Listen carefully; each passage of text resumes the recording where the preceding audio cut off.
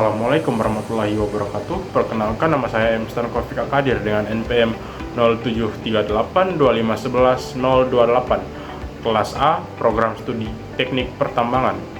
Di sini saya akan menyelesaikan tugas presentasi dari geologi dasar. Nah, tanpa berlama-lama lagi, kita masuk ke materi yang pertama. Materi yang pertama ialah geologi struktur. Nah, apa sih geologi struktur? Geologi struktur adalah cabang geologi yang mempelajari bentuk, orientasi, dan deformasi batuan akibat gaya tektonik. Fokus utamanya adalah bagaimana batuan mengalami perubahan posisi dan bentuk setelah terbentuk. Struktur geologi utama meliputi lipatan, antiklin dan sinklin akibat gaya tekanan, sesar akibat gaya tarik atau geser, kekar yaitu rekahan tanpa perpindahan signifikan. Geologi struktur sangat penting untuk 1. Menentukan sejarah deformasi wilayah. Kedua, analisis bahaya geologi seperti gempa, longsor, dan lain-lain. Lalu yang ketiga, eksplorasi mineral, batuan, dan juga migas. Nah, materi yang kedua ialah tektonik lempeng. Tektonik lempeng adalah teori yang menjelaskan bahwa kerak bumi tidak bersifat utuh dan diam, melainkan terbagi menjadi beberapa lempeng besar dan kecil yang terus bergerak perlahan di atas lapisan mantel yang lebih panas dan plastis.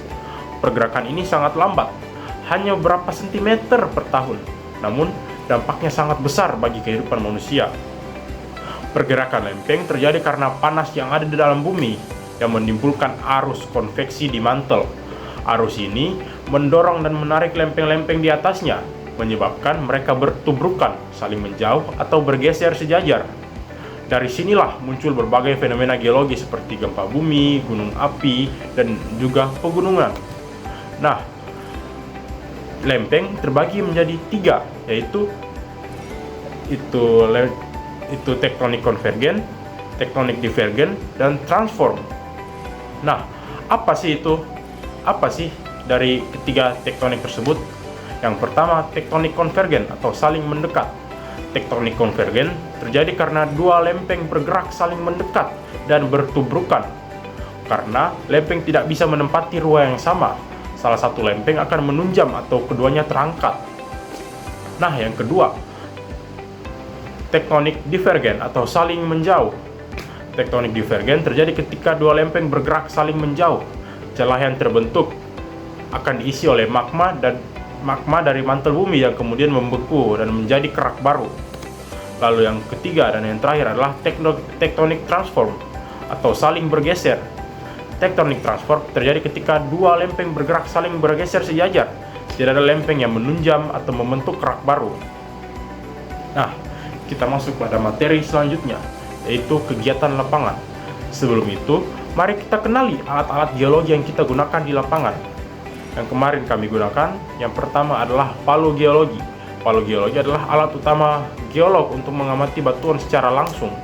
Alat ini digunakan untuk memecah batuan agar bagian segarnya terlihat, karena permukaan luarnya sering tertutup pelapukan dan dapat menyesatkan pengamatan. Yang kedua, GPS. GPS adalah alat navigasi yang digunakan untuk menentukan posisi suatu titik di permukaan bumi secara akurat berdasarkan koordinat lintang dan bujur. Lalu yang ketiga, peta geologi. Peta geologi adalah representasi permukaan bumi yang menunjukkan persebaran jenis batuan, struktur geologi, dan umur relatifnya dalam suatu wilayah. Kegiatan lapangan dimulai dengan menggunakan peta geologi untuk menentukan lokasi dan arah lintasan pengamatan. Setibanya di lokasi, GPS digunakan untuk mencatat koordinat titik pengamatan agar setiap data yang memiliki posisi yang jelas dan akurat. Selanjutnya, palu geologi digunakan untuk membersihkan dan memecah singgapan batuan sehingga bagian segarnya dapat diamati. Hasil pengamatan batuan kemudian dicatat dan dikaitkan dengan posisi pada peta geologi. Jika ditemukan perbedaan antara kondisi lapangan di peta awal, dilakukan pencatatan koreksi. Dengan demikian, penggunaan peta geologi, GPS, dan palu geologi dalam satu kegiatan menghasilkan data lapangan yang sangat sistematis, akurat, dan dapat dipertanggungjawabkan secara ilmiah. Nah, kita masuk pada materi selanjutnya. Apa sih itu stratigrafi? Dalam stratigrafi, setiap lapisan batuan diamati berdasarkan jenis batuan atau litologi, ketebalan, ciri fisik, serta hubungan antar lapisan. Hubungan tersebut bisa bersifat selaras jika pengendapan berlangsung terus-menerus atau tidak selaras jika terdapat jeda waktu akibat erosi atau perubahan lingkungan pengendapan. Stratigrafi membantu geolog memahami sejarah pembentukan suatu wilayah, perubahan lingkungan pada masa lalu, serta kaitan dengan aktivitas tektonik. Dalam kegiatan lapangan, stratigrafi menjadi dasar penting untuk menyusun kolom stratigrafi, interpretasi geologi, dan analisis potensi sumber daya maupun kebencanaan. Lalu kita masuk pada materi terakhir, yaitu peta penampang. Peta penampang geologi adalah gambar yang memperlihatkan kondisi lapangan batuan di bawah permukaan bumi secara tegak atau vertikal.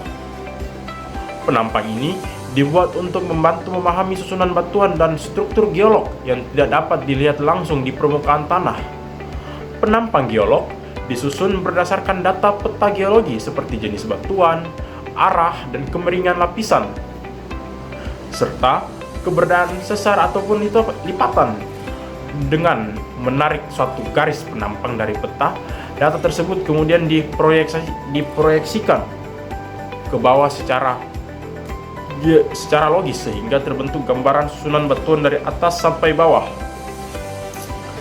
Melalui peta geologi, geolog dapat mengetahui hubungan antar perlapisan batuan, memperkirakan bentuk struktur geologi di permukaan, dan memahami sejarah geologi suatu daerah.